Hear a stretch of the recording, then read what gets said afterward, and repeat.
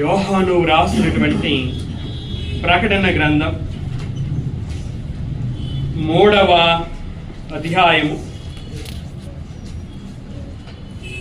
1వ వచనాన్ని మనము చదువుకున్నాం. సార్దీస్లో ఉన్న సంఘపు దూతకు ఇలాగు రాయము, 7 నక్షత్రములను దేవుని 7 ఆత్మలను గలవాడు చెప్పు సంగతులేవనగా, నీ క్రియలను నేను ఎరుగుదును. ఏమనగా, జీవించుచున్నావన్న పేరు మాత్రం ఉన్నది గాని నీవు మృతుడవే. సార్దీసులో ఉన్న సంఘపు దూతకు ఎలాగు వ్రాయము. ఆసియాలో ఉన్నటువంటి 7 సంఘములకు శుభమని చెప్పి యోహాను గారు రాశారు. గత కాలంలో మనము 4 సంఘాలను చూసాం.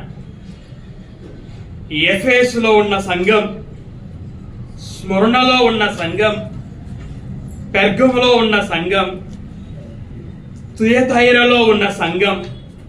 ఈ 4 సంఘాలను మనం చూసాం.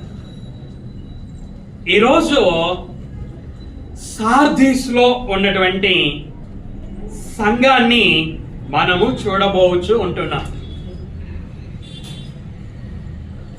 సార్దీస్ అనేది నగరం పేరు. సార్దీస్ అనగా అర్థము ఏమిటి అంటే శేషము, మిగిలినది అని అర్థం. ఆసియాలో ఉన్న 7 సంఘాలకు అని 4వ వచనంలో మనం చదువుకుంటాం కదా. ఆసియా మైనర్లోని పాత నగరం ఇది. ప్రాచీన లిడియా సామ్రాజ్యానికి రాజధానిగా ఉండేది. మన భారతదేశానికి ఢిల్లీ ఏ విధంగా రాజధానో, అదే విధంగా లిడియా సామ్రాజ్యానికి రాజధానిగా ఉండేది.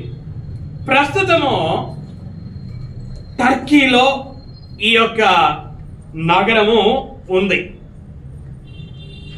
సంపన్న నగరం ఇది. విలాసం, ఆత్మ సంతృప్తికి ప్రసిద్ధి చెందినది.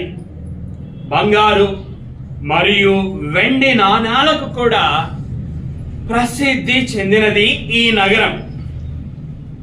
అద్భుతమైన కోటలకు కూడా ప్రసిద్ధి చెందినది ఈ నగరం. ఈ నగరమును గురించి కొన్ని ప్రాముఖ్యమైనటువంటి విషయాలు ఇవి. ఈ నగరానికి ఎవరు వెళ్ళారు? సువార్త ఎవరు ప్రకటించారు? సంఘం ఏ విధంగా స్థాపించబడింది అన్నటువంటి విషయాలని యోహాను గారు ఈ 3వ అధ్యాయము 1వ వచనం నుంచి 6వ వచనం వరకు వ్రాయలేదు. ఏది ఏమైనా సార్దీస్లో ఉన్న సంఘము అనే మాట ద్వారా మనకేమర్థమవుతుంది అంటే, అక్కడికి సువార్త చెప్పేవారు వెళ్ళారు, సువార్త ప్రకటించబడింది, పరిశుద్ధాత్ముడు తన కార్యాన్ని చేశాడు, సువార్త వినిన వారు విశ్వసించారు, బాప్తిస్మం పొందారు, క్రీస్తు సంఘములో చేర్చబడ్డారు. ఆ విధంగా ఈ సార్దీస్ అనే నగరంలో క్రీస్తు సంఘం స్థాపించబడింది. ఈ సంఘానికి యోహాను గారు ఈ మాటలను వ్రాసాడు. సార్దీసులో ఉన్న సంఘపు దూతకు గత కాలాలలో నేను తెలియజేశాను. దూత అంటే సంఘ కాపరి, అని అర్థం. సంఘపు దూతకు ఈలాగు వ్రాయము. ఏలాగు వ్రాయము? 7 నక్షత్రములను దేవుని 7 ఆత్మలను గలవాడు చెప్పు సంగతులేవనగా. ఎవరైనా 7 నక్షత్రములను దేవుని 7 ఆత్మలను గలవాడు ఎవరు అని మనం ఆలోచిస్తే మన రక్షకుడైన యేసుక్రీస్తు వారు 7 నక్షత్రములు తన కుడి చేత పట్టుకొని 7 దీప స్తంభముల మధ్య సంచరించు వారు ఎవరు అనగా ఆయన యేసుక్రీస్తు వారు. మొదటి వాడును కడపడి వాడునై ఉండి మృతుడై మరలా బ్రతికిన వారు ఎవరు అనగా యేసుక్రీస్తు వారు. వాడి అయిన 2 అంచులు గల ఖడ్గము గల వారు ఎవరు అనగా యేసుక్రీస్తు వారు. అగ్ని జ్వాల వంటి కన్నులను అపరంజిని పోలిన పాదములను గల వ్యక్తి ఎవరు అనగా ఆ దేవుని కుమారుడు ఎవరు అనగా రక్షకుడైనటువంటి యేసుక్రీస్తు వారు. ఇక్కడ 3వ అధ్యాయం 2వ వచనంలో 7 నక్షత్రములను దేవుని 7 ఆత్మలను గలవారు ఎవరు అనగా యేసుక్రీస్తు వారు. యేసుక్రీస్తును గురించినటువంటి వర్ణన ఇది. ఆయన చెప్పు సంగతులు ఏవనగా, యేసుక్రీస్తు వారు చెప్పు సంగతులు ఏవనగా, నీ క్రియలను నేను ఎరుగుదును. ఈ మాటలని మనము ఎఫెసు సంఘములో చూసాం, స్మరణ సంఘములో చూసాం, పెర్గములో ఉన్నటువంటి సంఘముతో చెప్పడం చూసాం, తుయతైరలో ఉన్నటువంటి సంఘముతో చెప్పడం చూసాం. అదేవిధంగా సార్దీస్లో ఉన్నటువంటి సంఘముతో కూడా చెప్పడాన్ని మనము చూస్తూ ఉన్నాం. నీ క్రియలను నేనెరుగుదును. యేసుక్రీస్తు వారు ఎరిగినటువంటి వాడు. మొదటి వర్తమానంలో మనం విన్నాం కదా, తనకు సంభవింపబోవు సంగతులన్నీ ఎరిగిన వాడై, దీనినే ఏమంటారనగా సర్వజ్ఞాని అంటారు. ఇంగ్లీష్ లో ఓమ్నిషియన్స్ అంటారు. సర్వజ్ఞాని అంటే సర్వమును కూడా తెలిసినటువంటి వాడు. యేసుక్రీస్తు వారు, యోహాను గారు ఈ మాటలు వ్రాసే సమయానికి యేసుక్రీస్తు వారు పరలోకంలో ఉన్నారు. తండ్రి అయినటువంటి దేవుని కుడి పార్శ్వములో ఉన్నారు. ఆయన భూమి మీద శరీరధారిగా లేరు. పరలోకములో తండ్రి అయిన దేవుని కుడి పార్శ్వమున కూర్చొని ఉన్నప్పుడు యేసుక్రీస్తు గురించి చెప్పబడినటువంటి మాటలు ఇవి. ఏమని? నీ క్రియలను నేనెరుగుదును. యేసుక్రీస్తు వారు ఈ సార్దీస్లో ఉన్న సంఘ సభ్యుల యొక్క క్రియలను ఎరిగినవాడు. అంత మాత్రమే కాదు, ఎఫెసులో ఉన్న సంఘ సభ్యుల క్రియలను కూడా ఎరిగినటువంటి వాడు. స్మరణలో ఉన్న, పెర్గములో ఉన్న మరియు తుయతైరలో ఉన్న సంఘ సభ్యుల యొక్క క్రియలను ఎరిగినటువంటి వాడు. అంత మాత్రమే కాదు, వంగసంద్రలో ఉన్నటువంటి జీవము గల దేవుని సంఘ సభ్యులమైన మన క్రియలను కూడా ఎరిగినటువంటి వాడు. ఒకవేళ యేసుక్రీస్తు వారు కేవలం మానవుడే అని అనుకుంటే ఇది ఆయనకు సాధ్యము కాదు. యేసుక్రీస్తు వారిలో దైవత్వము లేదు. ఆయనలో కేవలం మానవత్వము మాత్రమే ఉంది. ఆయన మానవుడు మాత్రమే అని అనుకుంటే ఇది ఎంత మాత్రమూ కూడా సాధ్యం కాదు. ఎఫెసులో ఉన్న సంఘ సభ్యుల క్రియలను గురించి, స్మరణలో ఉన్న, పెర్గములో ఉన్న, తుయతైరలో ఉన్న, సార్దీస్లో ఉన్న, తర్వాత సంఘాలు ఫిలదెల్ఫియాలో ఉన్న, తర్వాత సంఘం లవోదికయలో ఉన్న సంఘ సభ్యుల యొక్క క్రియలను ఎరుగడం ఎంత మాత్రము కూడా సాధ్యం కాదు. కాబట్టి దీని ద్వారా మనకు ఏమి అర్థమవుతుంది అనగా, ఆయన శరీరధారి మాత్రమే కాదు, ఆయన దైవత్వము కలిగినటువంటి వాడు. కనుకనే తనకు సంభవింపబోవు సంగతులన్నీ ఎరిగినవాడు. అదే విధంగా సంఘ సభ్యుల, భూమి మీద ఉన్నటువంటి తన సంఘ సభ్యుల క్రియలను ఎరిగినటువంటి వాడు.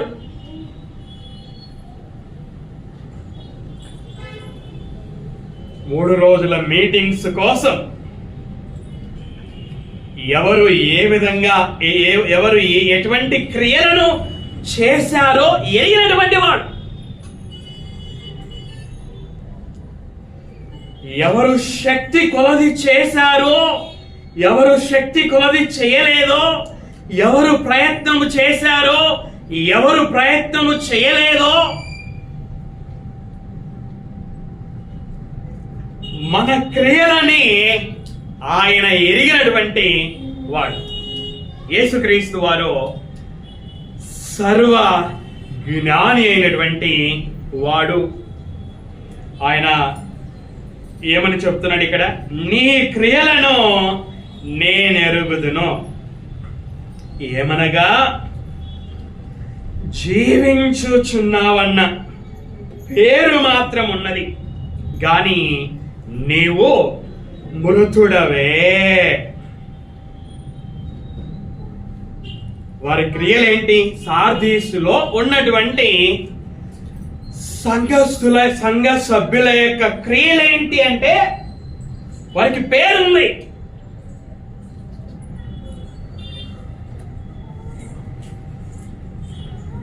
ఏమని పేరుంది వారికి అంటే, ఈ సంఘ సభ్యులు ఆత్మ సంబంధంగా జీవించుచున్నారు అని పేరుంది.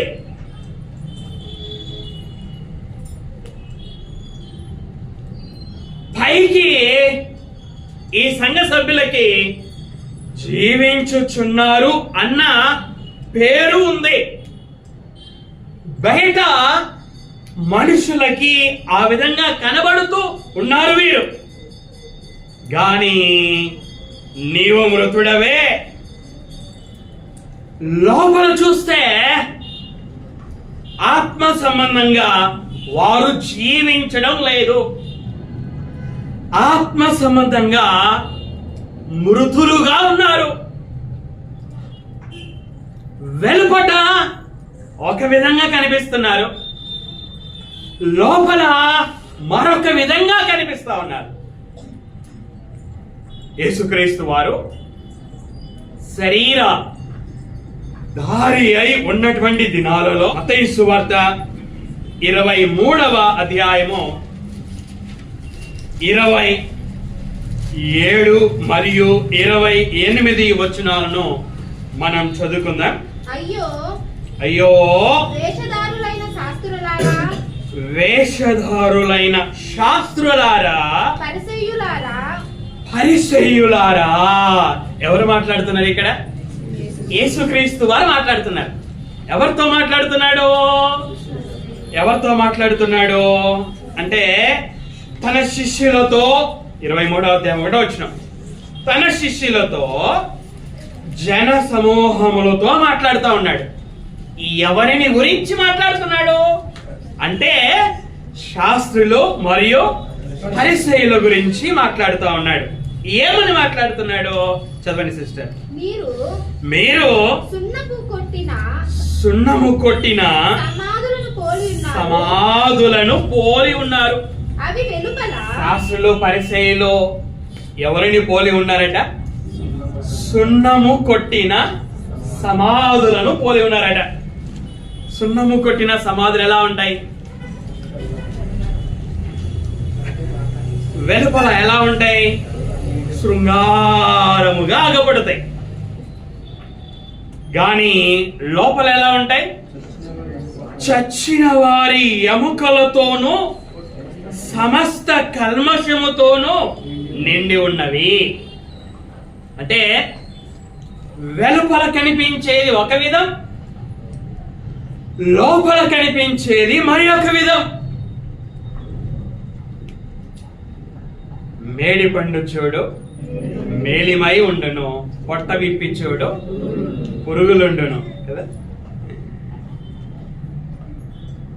సార్దీసులో ఉన్నటువంటి సంఘము యొక్క క్రియలు ఎలా ఉన్నాయి అంటే, ఆ సంఘ సభ్యులు ఏ విధముగా ఉన్నారు అంటే,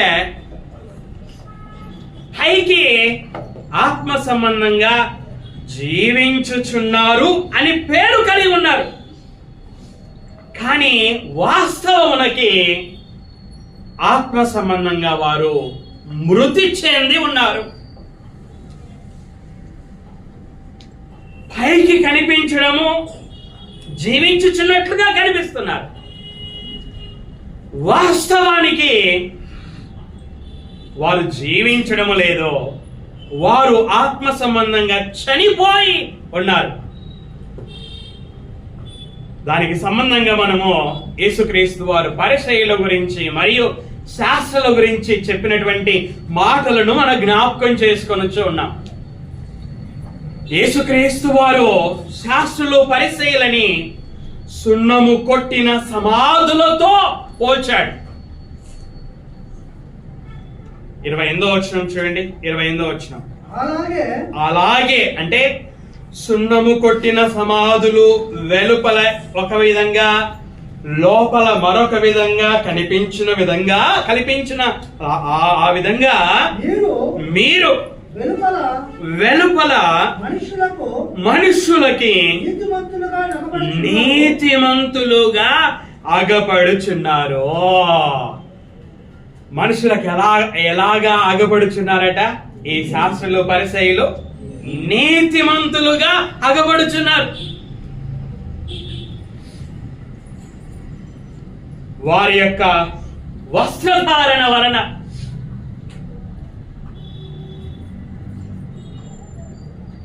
వారి యొక్క రక్ష రేకుల వలన, విందులలో అగ్రస్థానాలను కోరుకోవడం ద్వారా, సమాజ మందిరములలో అగ్రపీఠములను కోరుకోవడం ద్వారా, సంత వీధులలో వందనములను కోరుకోవడం ద్వారా, దీర్ఘ ప్రార్థనలు చేయడము ద్వారా మనుషులకి వాళ్ళు బయట ఎలా కనిపిస్తున్నారంటే నీతిమంతుల్లాగా కనిపిస్తా ఉన్నారు. కానీ వారు నీతిమంతులా? వాస్తవానికి వారు నీతిమంతులా అంటే వారు నీతిమంతులు కాదు. యేసుక్రీస్తు వారు చెప్తున్నాడు చూడండి, ఏమంటున్నారు? మనము మత్తయి సువార్త 23వ అధ్యాయం 28వ వచనం చదువుకుంటే, లోపల వేశ్యధారణతోనూ అక్రమముతోనూ నిండి ఉన్నారు. బయట ఎలా కనిపిస్తున్నారంటే పరిసయ్యులు శాస్త్రులు నీతిమంతులు అని మనుషులకు కనిపిస్తున్నారు. వాస్తవానికి వారు నీతిమంతులు కారు. వారు వాస్తవంగా వారు ఏమై ఉన్నారు అనగా వేషధారణతో నిండి ఉన్నారు, అక్రమముతో నిండి ఉన్నారు, అంటే క్రమము లేని జీవితముతో నిండి ఉన్నారు. ఇదే జీవించుచున్నానన్న పేరు ఉండి మృతుడిగా జీవించడము అంటే. మనందరికీ పాత నిబంధనలో ఒక కుటుంబము జ్ఞాపకం వస్తుంది. ఇస్సాకు రెబెకాల కుటుంబం. ఇస్సాకు తన పెద్ద కుమారుడైన ఏశావును ప్రేమించాడు. రెబెకా తల్లి అయినటువంటి రెబెకా తన చిన్న కుమారుడైనటువంటి యాకోబును ప్రేమించింది. తండ్రి పెద్ద కుమారుణ్ణి ప్రేమించాడు కనుక పెద్ద కుమారుణ్ణి ఆశీర్వదించాలనుకున్నాడు. తల్లి చిన్న కుమారుణ్ణి ప్రేమించింది కనుక చిన్న కుమారుడికి ఆశీర్వాదం రావాలి అని కోరుకుంది. తండ్రి పెద్ద కుమారుడితో చెప్పాడు, నువ్వు అరణ్యానికి వెళ్ళి వేటాడి మాంసం తీసుకొని వస్తే నేను భుజించి నిన్ను దీవిస్తాను అని. తండ్రి పెద్ద కుమారుడితో చెబుతున్నప్పుడు తల్లి విన్నది. తల్లి చిన్న కుమారుడికి ఆ దీవెన రావాలి అనే కోరిక కలిగినది కనుక తన ఆ పెద్ద కుమారుడైనటువంటి ఏశావు అరణ్యానికి వేటకు వెళ్ళినప్పుడు తన చిన్న కుమారుడిని పిలిచి, నువ్వు అన్నలాగా అన్న ఆ వెంట్రుకలు కలిగిన వాడు కదా శరీరం అంతా, కాబట్టి నువ్వు అలాగా నువ్వు జంతు చర్మాన్ని నీ శరీరాన్ని కప్పుకొని నువ్వు అన్నలాగా ఏశావులాగా మీ డాడీ దగ్గర నువ్వు అలాగా నటించి నువ్వు ఆశీర్వాదం పొందుకో అని చెప్పడాన్ని మనం అందరం కూడా ఎరుగుదము. యాకోబు ఆ జంతువులను చంపి ఆ జంతు చర్మాన్ని ధరించుకొని తండ్రి దగ్గరికి వెళ్ళడం, తండ్రి కుమారుడా ఇంత త్వరగా వచ్చావా అని అడగడం. ఆ స్వరము చూస్తే యాకోబు స్వరం, కానీ తడివి చూస్తే అది ఏశావు యొక్క శరీరాల కనిపించడం కదా. ఇక్కడ కూడా మనం స్వరము చూస్తే యాకోబు స్వరం యాకోబు యొక్క శరీరాన్ని ముట్టుకొని మనం చూస్తే అది ఏశావు యొక్క శరీరం. లోపల బయట ఒక విధంగా కనిపించడం, లోపల ఒక విధంగా కనిపించడం. జీవించుచున్నావన్న పేరు మాత్రము ఉన్నది గాని నీవో మృతుడవే. యేసుక్రీస్తు వారు సార్దీసులో ఉన్నటువంటి సంఘముతో చెబుతున్నటువంటి మాటలు. వాస్తవానికి వారికి పేరు మాత్రం ఉంది జీవించుచున్నారని, కానీ వాస్తవానికి వారి ఆత్మ సంబంధంగా చనిపోయినటువంటి స్థితిలో ఉన్నటువంటి వారు. చూడండి 1 కొరింథీ 11వ అధ్యాయం 1 కొరింథీ 11వ అధ్యాయము 30వ వచనాన్ని మనం చదువుకుందాం.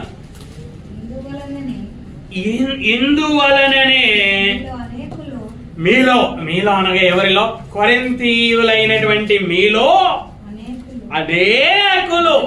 ఎంతమంది అంట? అనేకులు ఏమై ఉన్నారట? బలహీనులను రోగులునై ఉన్నారు. చాలా మంది నిద్రించుచున్నారు. కొరింథీ పట్టణములో స్థాపించబడిన సంఘ సభ్యులలో అనేకులు ఏ విధంగా ఉన్నారు అనగా వారు బలహీనులుగా ఉన్నారు. రెండవది రోగులుగా ఉన్నారు. మూడవది నిద్రించుచు ఉన్నారు. ఇవన్నీ శరీర సంబంధంగా కాదు, శరీర సంబంధంగా బలహీనులుగా ఉండడం కాదు, శరీర సంబంధంగా రోగులుగా ఉండడం కాదు, శరీర సంబంధంగా నిద్రించుచుండడం కాదు, ఆత్మ సంబంధంగా బలహీనులుగా ఉన్నారు. విశ్వాస విషయమై బలహీనులుగా ఉన్నారు. చూడండి, పౌలు గారు రోమీలకు రాసినటువంటి పత్రిక 14వ అధ్యాయం 1వ వచనం. పౌలు గారు రోమీలకు రాసినటువంటి పత్రిక 14వ అధ్యాయం 1వ వచనం. విశ్వాస విషయమై బలహీనుడైన వానిని. బలహీనుడు ఏ విషయంలో బలహీనుడు అంటే విశ్వాస విషయములో బలహీనుడు. అలాగా కొరింథీ సంఘములో అనేకులు ఏ విధంగా ఉన్నారు అంటే వారు బలహీనులుగా ఉన్నారు. శరీర సంబంధంగా బలవంతులుగా ఉండవచ్చు, కానీ ఆత్మ సంబంధంగా బలహీనులుగా ఉన్నారు. విశ్వాస విషయమై బలహీనులుగా ఉన్నారు. శరీర సంబంధంగా ఆరోగ్యంగా కనిపిస్తున్నారు. వెలుపలకి మనుషులు చూసినప్పుడు బయట ఎలా కనిపిస్తున్నారంటే ఆరోగ్యవంతులుగా కనిపిస్తున్నారు, కానీ ఆత్మ సంబంధంగా వారు రోగులుగా ఉన్నారు. అదేవిధంగా శరీర సంబంధంగా వారు జీవించుచు ఉన్నారు, కానీ ఆత్మ సంబంధంగా వారు నిద్రించుచు ఉన్నారు. బలహీనులై ఉన్నారు, రోగులుగా ఉన్నారు, నిద్రించుచు ఉన్నారు. ఈ సంఘం యొక్క పరిస్థితి కూడా, ఈ సంఘములోని అనేకుల పరిస్థితి కూడా ఇంతే. పేరుంది వీరికి, ఏమని? మేము క్రైస్తవులము అని పేరు.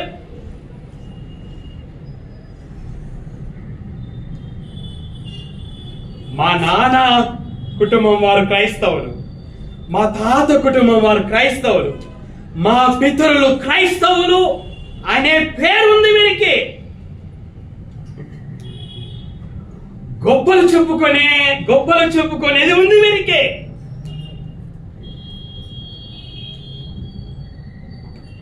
మేము జీవించుచున్నాము అనే పేరు ఉంది, కానీ ఆత్మ సంబంధంగా వీరు జీవించడం లేదు. ఆత్మ సంబంధంగా మృతులుగా ఉన్నారు. సార్దీస్లో ఉన్న సంఘం యొక్క పరిస్థితి ఇదే.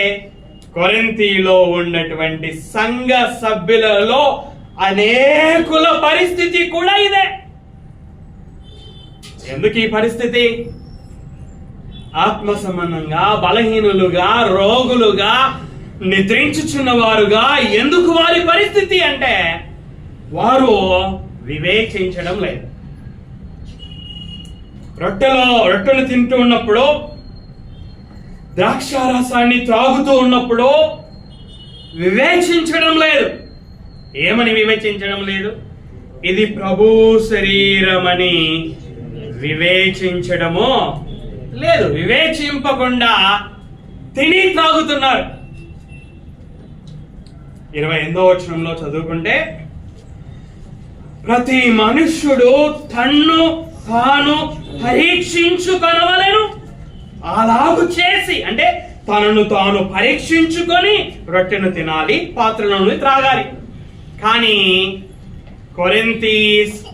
కొరింథీ సంఘములోని సభ్యులలో అనేకులు వారిని వారు పరీక్షించుకోవడం లేదు.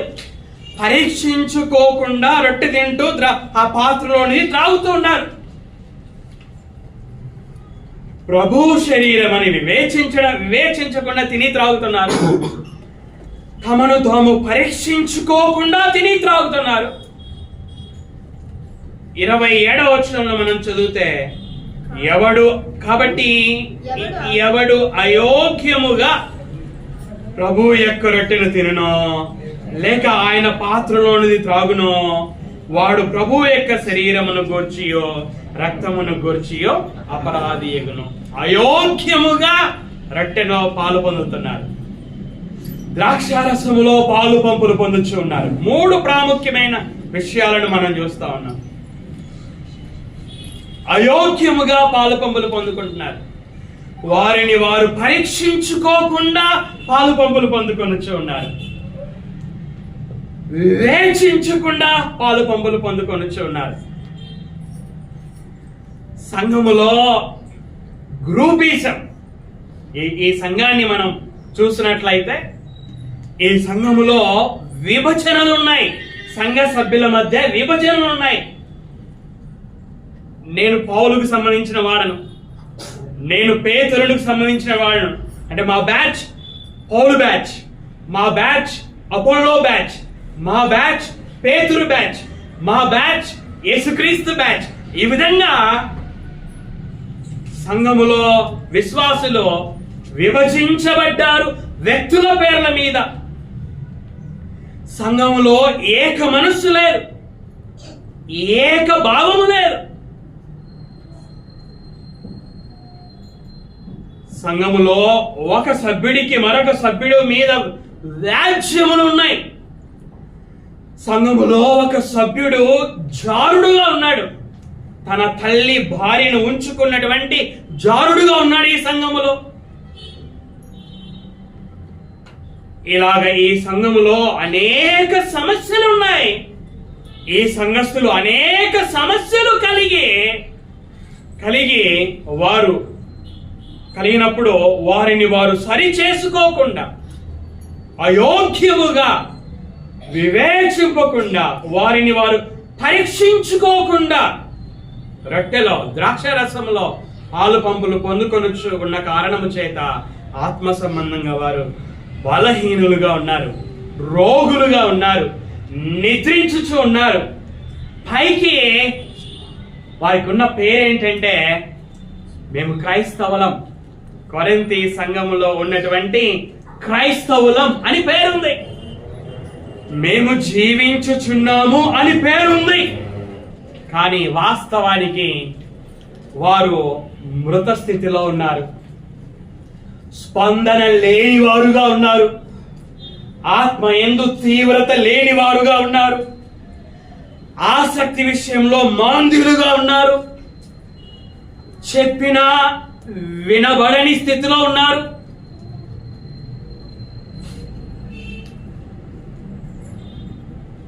మాస్టర్గా నెలల తరబడి నేను మీకు చెప్పినట్లుగా ఆ కొరింథీ సంఘాన్ని కాచుచున్నటువంటి కాపరి కూడా నెలల తరబడి వారికి చెబుతూనే ఉండి ఉండవచ్చు. కానీ ఆ సంఘ సభ్యులలో అనేకులు చెవిటి వారుగా ఉన్నారు, వాళ్ళు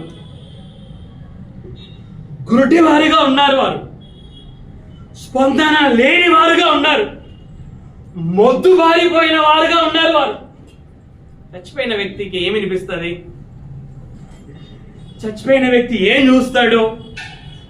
చచ్చిపోయిన వ్యక్తికి గిచ్చిన ఏం స్పందన ఉంటది?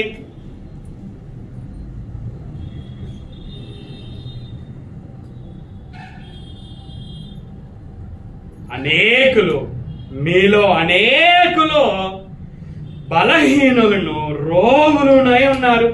చాలా మంది నిద్రించుచున్నారు.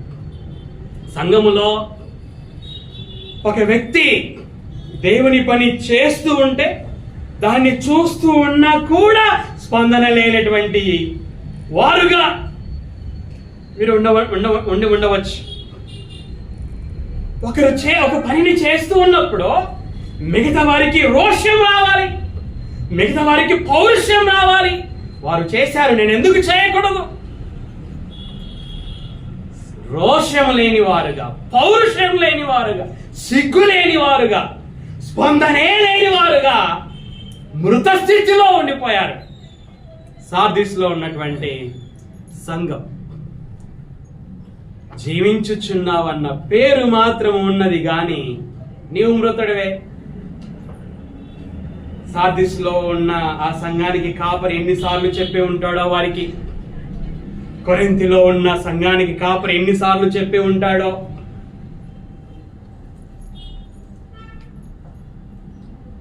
జీవించుచున్నావన్న పేరు మాత్రము ఉన్నది కానీ నీవో మృతుడవే. చూడండి, ప్రకటన గ్రంథం 3వ అధ్యాయం, ప్రకటన గ్రంథం 3వ అధ్యాయము 2వ వచనాన్ని మనము చదువుకుందాం.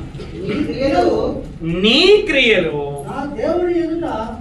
నా దేవుని ఎదుట సంపూర్ణమైనవిగా నాకు కనబడలేదు గనుక జాగరూకుడవై చావనై ఉన్న మిగిలిన వాటిని బలపరచుము. ఏమంటున్నాడు ఇక్కడ? నీ క్రియలు, సార్దీసులో ఉన్న సంఘ సభ్యుల యొక్క క్రియలు నా దేవుని ఎదుట సంపూర్ణమైనవిగా నాకు కనబడలేదు. ఆ క్రియలు యేసుక్రీస్తు వారికి ఎలా కనబడలేదట? సంపూర్ణమైనవిగా కనబడలేదు. పాస్టర్గా నేను ఈరోజు వాక్యం చెప్పాను, సరిగా వాక్యం చెప్పలేదు అని కొన్నిసార్లు నాకు కూడా అర్థమవుతుంది. సరిగా సిద్ధపడలేదు అని నాకు అర్థమవుతుంది. సరిగా పాట పాడలేదు వీళ్ళు అని నాకు అర్థమవుతుంది. సరిగా సిద్ధపడలేదు వీరు అని నాకు అర్థమవుతుంది. శక్తి కొలది చేయలేదు వీరు ప్రయత్నం చేయలేదు, వీరు దేవుని కార్యాన్ని అశ్రద్ధగా చేస్తున్నారు వీరు అని నాకు అర్థమవుతుంది. ఇక్కడ యేసుక్రీస్తు వారికి అర్థమైందంట. ఏమని అర్థమైందంట? ఈ సార్దీస్లోని సంఘ సభ్యుల యొక్క క్రియలు సంపూర్ణంగా ఆయనకు కనబడలేదు అట. ఎలా కనబడలేదంట? సంపూర్ణంగా కనబడలేదు అట. అంటే ఏంటి? అసంపూర్ణం.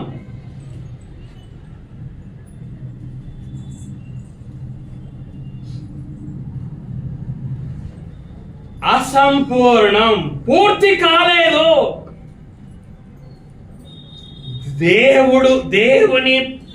దేవుడు ఆశించే విధంగా వారి క్రియలు లేవు. మనుషుల దృష్టిలో వారి క్రియలు బాగుండవచ్చు, కానీ దేవుని దృష్టిలో వారి క్రియలు సంపూర్ణం కాదు. యేసుక్రీస్తు వారు తన గురించి ఒక మాట అన్నాడు.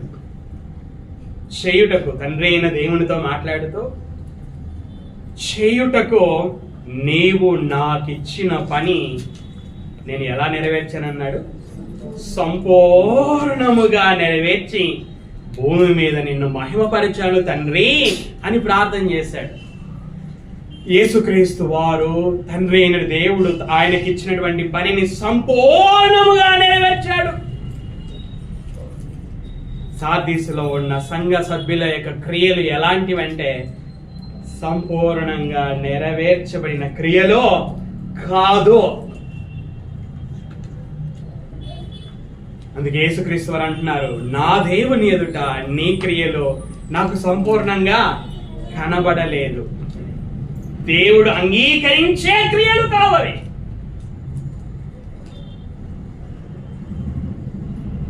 కాబట్టి ఏమంటున్నాడు చూడండి, ఏమంటున్నాడు? నీ క్రియలు నా దేవుని ఎదుట సంపూర్ణమైనవిగా నాకు కనబడలేదు గనుక ఏమంటున్నాడు? జాగరూకుడవై అంటే లేయి, నిద్రపోతున్నావు నీవు, లేయి. ఆత్మ సంబంధంగా తీవ్రత లేని నీవు లేయి. ఆసక్తి విషయంలో మాంద్యుడిగా ఉన్నటువంటి మీరు లేవండి, మెలకువగా ఉండండి, జాగ్రత్తగా ఉండండి. జాగరూకుడు అంటే మెలకువగా ఉండు. ఆత్మ సంబంధంగా నిద్రపోతున్నావు, నువ్వు సోమరిగా ఉన్నావు, స్పందన లేకుండా ఉన్నావు, చూస్తున్నా, వింటున్నా, స్పందన లేకుండా ఉన్నావు. లే అని యేసుక్రీస్తు వారు సంఘముతో మాట్లాడుతూ ఉన్నాడు. జాగరూకుడవై చావనై ఉన్న మిగిలిన వాటిని, ఇంకా కొన్ని వారిలో సంఘ సభ్యులలో క్రియలు ఎలా ఉన్నాయంట? చావడానికి సిద్ధంగా ఉన్నాయట. యాయూరు కుమార్తె చావడానికి సిద్ధంగా ఉన్నప్పుడు యాయూరు గారు యేసుక్రీస్తు దగ్గరికి పరిగెత్తుకుంటూ వచ్చాడు. అయ్యా, నా కుమార్తె చావడానికి సిద్ధంగా ఉంది, అయినా పర్వాలేదు, నువ్వు వచ్చి ప్రార్థన చేస్తే నా కుమార్తె బ్రతుకుతుంది. యాయూరు కుమార్తె చావ సిద్ధముగా ఉన్నట్లుగా ఇక్కడ ఈ సార్దీస్లోని సంఘ సభ్యుల యొక్క క్రియలు ఎలా ఉన్నాయి అంటే చావడానికి సిద్ధంగా ఉన్నాయి. చావనై ఉన్న మిగిలిన క్రియలు అసంపూర్ణంగా ఉన్నాయి. క్రియలు చావడానికి సిద్ధంగా ఉన్నాయి. అందుకే యేసుక్రీస్తు వారు అంటున్నారు, నువ్వు జాగరూకుడవు కా, నువ్వు ఆత్మ సంబంధంగా లేవు, నువ్వు మేల్కొని చావనే ఉన్న మిగిలిన వాటిని బలపరచము, అంటే స్థిరపరచుము. యేసుక్రీస్తు వారు పేతురుతో మాట్లాడుతూ, పేతురు, సాతాను నిన్ను పట్టి గోధుమల వలె నిన్ను చూడండి ఆ మాట, లూకాసు వార్త 22వ అధ్యాయం అనుకుంటాను. లూకాసు వార్త 22వ అధ్యాయము 31వ వచనం. లూకాసు వార్త 22వ అధ్యాయం 31వ వచనం. సీమోను సీమోను, ఇదిగో సాతాను మిమ్మును పట్టి గోధుమల వలె జల్లించుటకు మిమ్మను కోరుకొనెను, గాని నీ నమ్మిక తప్పిపోకుండానట్లు నేను నీ కొరకు వేడుకొంటిని. నీ మనస్సు తిరిగిన తర్వాత నీ సహోదరులను స్థిరపరచుమని చెప్పాను. నీ మనస్సు తిరిగిన తర్వాత, యేసుక్రీస్తు వారు పేతురుతో మాట్లాడుతున్నాడు, నీ మనస్సు తిరిగిన తర్వాత నీ సహోదరులను ఏం చేయి? స్థిరపరచు, బలపరచు. ఇక్కడ యేసుక్రీస్తు వారు సార్దీసులో ఉన్న సంఘ సభ్యులతో ఇవే మాటలు చెబుతా ఉన్నాడు. ఏమని? నీ క్రియలు నా దేవుని ఎదుట సంపూర్ణంగా కనబడలేదు, కాబట్టి నీవు జాగారూకుడవై చావనై ఉన్న మిగిలిన వాటిని బలపరచుము. కొన్ని క్రియలు చనిపోయే స్థితిలో ఉన్నాయి, క్రియలు అలా ఉన్నాయి, కాబట్టి ఆ క్రియలను బలపరచు అని యేసుక్రీస్తు వారు సంఘముతో మాట్లాడుతూ ఉన్నారు. ఈ సమయంలో సార్దీసులో ఉన్నటువంటి సంఘముతో యేసుక్రీస్తు వారు మాట్లాడుతున్న మాటలను మనము జ్ఞాపకము చేసుకొని చూడాలి. నీ క్రియలను నేను ఎరుగుతున్నాను, అవేవనగా నీవు జీవించుచున్నావన్న పేరు మాత్రము ఉన్నది, కానీ నీవు మృతుడ. నీ క్రియలు నా దేవుని ఎదుట సంపూర్ణంగా నాకు కనబడలేదు గనక జాగారూకుడవై చావనై ఉన్న మిగిలిన వాటిని బలపరచు. దీని ద్వారా మనం నేర్చుకోవాల్సిన పాఠ, మన ఆత్మ సంబంధమైన జీవితం ఏ విధంగా ఉంది? సార్దీసులో ఉన్నటువంటి సంఘ సభ్యులలాగా ఉందా మన జీవితం? వారి జీవితం, వారికి ఒక పేరు ఉంది.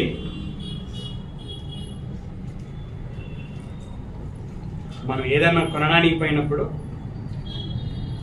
కొన్ని వస్తువులు పేరుగాంచి ఉంటాయి. బాటా షూస్ పేరు ఉంది దానికి, రామ్ రాజ్ షర్ట్స్, ఇంకా ఇతర అలాగే రామ్ రాజ్ పేరు పడిపోయింది. ఇలాగ కొన్నిటికి పేరు ఉంది, కానీ నిజానికి అవి అంత మంచి క్వాలిటీ కలిగినవి కావు. అలాగే ఈ సంఘానికి పేరుంది, కానీ జీవించుచున్నారు, ఆత్మ సంబంధంగా జీవించుచున్నారు అనే పేరు ఉంది. వాస్తవానికి ఆత్మ సంబంధంగా వాళ్ళు జీవించడం లేదు, మృత స్థితిలో ఉన్నారు. ఈ మధ్యాహ్నపు వేళ మనల్ని మనం పరీక్షించుకున్నాం. మన పేర్లు క్రైస్తవ పేర్లై ఉండవచ్చు, బైబిల్లో ఉన్నటువంటి పేర్లై ఉండవచ్చు.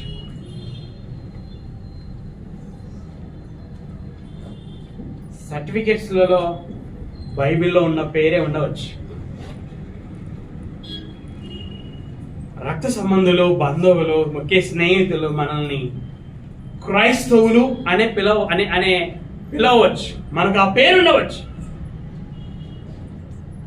వాస్తవానికి ఆ పేరుకు తగిన జీవితం మనం జీవిస్తున్నామా? ఆత్మ సంబంధంగా జీవిస్తున్నామా మనం, లేక మృత స్థితిలో ఉన్నామా? స్పందన లేని వారుగా, ఎన్నిసార్లు చెప్పినా స్పందన లేని వారుగా, ఎన్నిసార్లు విన్నా చెవిటి వారుగా, ఎన్నిసార్లు చూసినా చూపు లేని వారుగా, స్పందన లేకుండా మొద్దుబారిన జీవితాలతో, పౌరుషం, రోషం అనేది లేకుండా మృత స్థితిలో మనం ఉన్నామేమో. మనల్ని మనం పరీక్షించుకుందాం. వారి క్రియలు దేవుని ఎదుట అసంపూర్ణంగా ఉన్నాయి. సంఘ సభ్యులుగా మనం చేసే క్రియలు దేవుని దృష్టిలో ఎలా ఉన్నాయి? మనల్ని మనం పరీక్షించుకున్నాం. నా క్రియలు దేవుని ఎదుట సంపూర్ణమైనవిగా ఉన్నాయా, లేకపోతే చావడానికి సిద్ధంగా ఉన్నట్లుగా క్రియలు ఉన్నాయా? మనల్ని మనం పరీక్షించుకున్నాం. పేరుకు క్రైస్తవులుగా మనం ఉన్నట్లయితే మనం ఆత్మ సంబంధమైన ఆ మృత స్థితి నుంచి మనం మేల్కొద్దాం, మనము లేద్దాం. ఆత్మయందు తీవ్రత కలిగిన వారంగా జీవిద్దాం. ఆసక్తి విషయంలో మాంద్యులు కాకుండా జీవిద్దాం, మెలకువగా జీవిద్దాం. ఈ సమయంలో మనల్ని మనం పరీక్షించుకుందాం. యేసుక్రీస్తు వారికి కూడా ఇక్కడ కూర్చున్న మనందరి గురించి తెలుసు. వాక్యము ద్వారా మన జీవితాలని సరిచేసుకుందాం. ఒక పాట పాడారు కదా పిల్లలు, కాలము ఆయుష్, దేవుడిచ్చిన కాలం ఎప్పుడు పోతుందో తెలియదు, ఆయుష్ ఎప్పుడు పోతుందో తెలియదు కదా. ప్రకాష్ గంటేలే గారు కదా, మీ అందరికీ తెలిసిందే. 14వ తేదో 15వ తేదో మన మీటింగ్స్ అప్పుడే చనిపోయారు. సరే, చనిపోయారు కాబట్టి ఎప్పుడు చనిపోతామో తెలియదు కనుక ఆత్మ సంబంధమైన మృత స్థితి నుంచి మనము లేచి వాస్తవంగా జీవించుచున్న వారముగా జీవితం. దేవుడు ఆ విధంగా జీవించేటట్లు సహాయం చేయునుగాక. ప్రార్థన చేసుకుందాం.